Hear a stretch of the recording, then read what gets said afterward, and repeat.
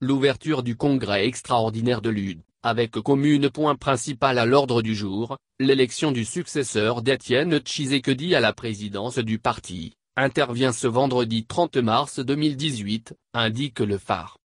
Alors que toutes les conditions matérielles sont réunies pour sa tenue et que la liste des participants, environ 1000, a été rendue publique mardi, une citation directe, émise par le tribunal de paix de Matete, a atterri sur la table du secrétaire général Jean-Marc Kabin, qui est appelé à comparaître devant cette juridiction ce mercredi matin à 9 h, poursuit le quotidien, précisant que le plaignant est Dr Tarcisse Lozeke, qui se dit président de l'UDBAR-Tchibala. Il nie à Jean-Marc Kabin la qualité pour convoquer ce forum.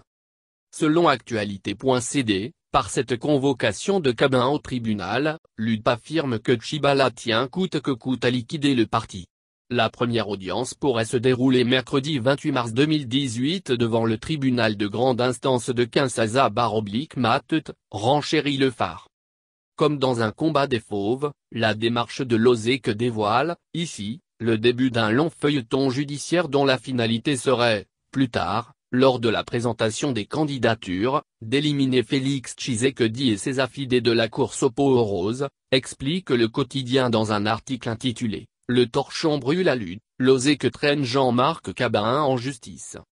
D'autre part, 7sur7.cd, indique que la centrale électorale de la AMP rejette la paternité d'un document qui circule sur les réseaux sociaux, faisant état d'une préparation à la tricherie électorale, avec l'insertion par scannage, d'une liste d'une centaine de personnalités dans le serveur. Au cours d'une conférence de presse tenue mardi, à son siège, rapporte ce média en ligne, le XA démentit être l'auteur de ce document qu'il qualifie de brûlot.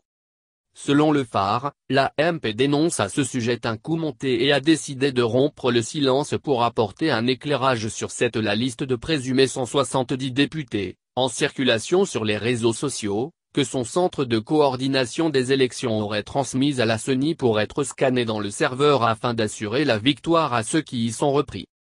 Sur un autre registre, Forum des annonce que le Conseil de sécurité charge la MONUSCO d'aider à la préparation des élections de décembre 2018. La MONUSCO devra apporter une assistance technique et logistique pour soutenir le processus électoral. Pas seulement. Elle devra également appuyer la formation des policiers congolais dans la perspective de la sécurisation pour maintenir professionnellement l'ordre public le jour du vote, détaille le quotidien. Aussi 7sur7.cd relève que le Conseil de sécurité des Nations Unies a prié, dans cette résolution 2409 sur la RDC, le secrétaire général de l'ONU de fournir un appui politique à la mise en œuvre de l'accord de la Saint-Sylvestre, au rétablissement de la confiance entre les différentes parties et à la préparation des élections en usant de ses bons offices.